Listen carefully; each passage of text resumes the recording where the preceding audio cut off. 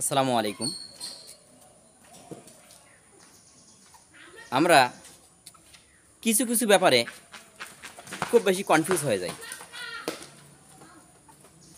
ব্যাপারগুলো হচ্ছে যে আমরা যখন বিভিন্ন রিলিজিয়ন্স রিপ্রেজেন্টারদের লেকচার শুনি, যে যে পরিভাষা আমরা বলি ওয়াজ মাহফিল, এই ওয়াজ মাহফিলগুলো যখন শুনি তখন দেখা যায় যে একজন হুজুরের কথার সাথে আরেকজন হুজুরের কথার গরমিল পাওয়া যায়।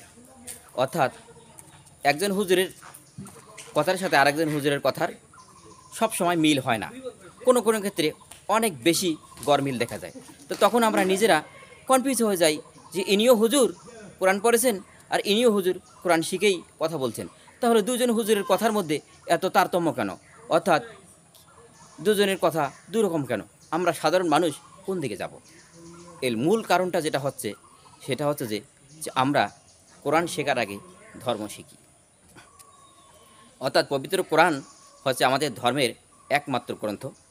তো এই কোরআন পড়ার আগে আমরা যখন ধর্ম শিখি তখন দেখা যায় যে পরবর্তীতে, অর্থাৎ একটা ছাত্র যখন মাদ্রাসায় ভর্তি হলো তখন মাদ্রাসায় যাওয়ার পরেই তাকে ইউনিফর্ম দেওয়া হলো, পাঞ্জাবি, টুপি, পাগড়ি, বিভিন্ন ফিজিক্যাল ডেকোরেটেড। তো এই ছেলে আস্তে আস্তে কোরআন পড়া শিখলো। আস্তে আস্তে কোরআন পড়ার শেখার পরে দেখা যায় যে হুজুররা তাকে এই কোরআন শেখার আগে যে কথাগুলো বলেছিলেন সেগুলোর অধিকাংশ কথাই কোরআনের সাথে মেলে না। তো সমস্যাটা কি? ছোট্ট একটা উদাহরণ দেই।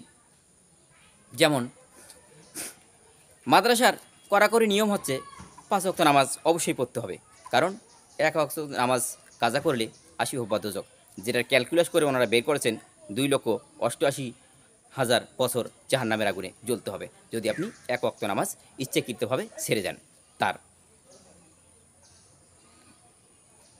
কাফারা হিসাবে। অর্থাৎ 1 ওয়াক্ত নামাজ কাজা করলে তার শাস্তি হচ্ছে 2,88,000 বছর জাহান্নামের আগুনে দগ্ধ হতে হবে। এটা হুজুরদের কথা, আমি এর সত্য মিথ্যা যাচাই করব না। তো দেখা যায় মাদ্রাসা স্টুডেন্টের একটা চেইন অফ কমান্ড মানতে হয়, তাদেরকে নিয়মিত নামাজ আদায় করতে হবে, খাবার সময় একসাথে আসতে হবে। তো খাবার দেওয়ার আগে বিভিন্ন মাদ্রাসায় তাদের ছাত্র স্টুডেন্টদের জিজ্ঞেস করা হয় যে জোহরের নামাজ আদায় করা হয়েছে কিনা, কিংবা আসরের নামাজ আদায় করা হয়েছে কিনা। তো অনেকেই নামাজ পড়েন, আবার কেয়ারলেস বশত যদি দু একজন না পড়েন তেনারা ভয়ে তটস্থ থাকেন, কারণ যদি তিনি হুজুরকে বলেন যে তিনি নামাজ আদায় করেননি তবে তাকে বেত্রাঘাত খেতে হবে বা বেত্রাঘাতের আঘাত সহ্য করতে হবে। এক্ষেত্রে অনেকেই বাধ্য হয়ে মিথ্যে বলেন যে হুজুর আমি নামাজ পড়েছি, কিন্তু পক্ষান্তরে দেখা যায় তিনি হয়তোবা নামাজ পড়ার সুযোগ পাননি, কিন্তু হুজুরের মারের ভয়ে তিনি মিথ্যে কথা বলেছেন যে হ্যাঁ নামাজ হয়েছে। তো এর রেজাল্টটা যেটা দাঁড়ালো সেটা হচ্ছে যে বাচ্চাকে মার দেওয়া হবে বা বাচ্চাকে বেত্রাঘাত করা হবে নামাজ না পড়ার অপরাধে, মিথ্যে বলার কারণে নয়। অর্থাৎ এ বাচ্চা নামাজ পড়েনি কিন্তু সে মিথ্যা বলে সেটার শাস্তি থেকে রেহাই পেল, যে আমি নামাজ আদায় করিনি কিন্তু নামাজ আদায় করেছি। কারণ যদি সে বলে যে নামাজ আদায় করিনি তাহলে তাকে বেত্রাঘাত করা হবে। আর এটা থেকে বেঁচে থাকার জন্য বা এটা থেকে ছাড় পাওয়ার জন্য সে মিথ্যার আশ্রয় নিল যে হ্যাঁ আমি নামাজ আদায় করেছি, তখন তাকে আর বেত্রাঘাত করা হয় না। পরিশেষে যে রেজাল্ট দাঁড়ালো সেটা হচ্ছে যে এই বাচ্চাকে মারপিট করা হয় নামাজ না পড়ার অপরাধে, মিথ্যে বলার কারণে নয়। এখন যদি আমি প্রশ্ন করি যে কোনটা বড় অপরাধ, নামাজ না পড়া নাকি মিথ্যে বলা?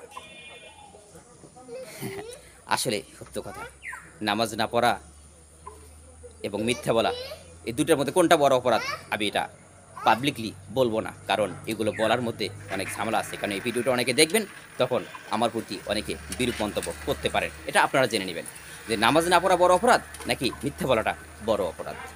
তো আমরা পরিশেষে এটুকুই বলবো যে আমাদের সমাজে কোনটা বড় অপরাধ বা কোন অপরাধের কারণে আমাদের সমাজে দিন দিন বিভিন্ন অশান্তি কিংবা বিশৃঙ্খলা বেড়েই চলেছে, সেটা কি নামাজ না পড়ার অপরাধে নাকি মিথ্যা বলার অপরাধে?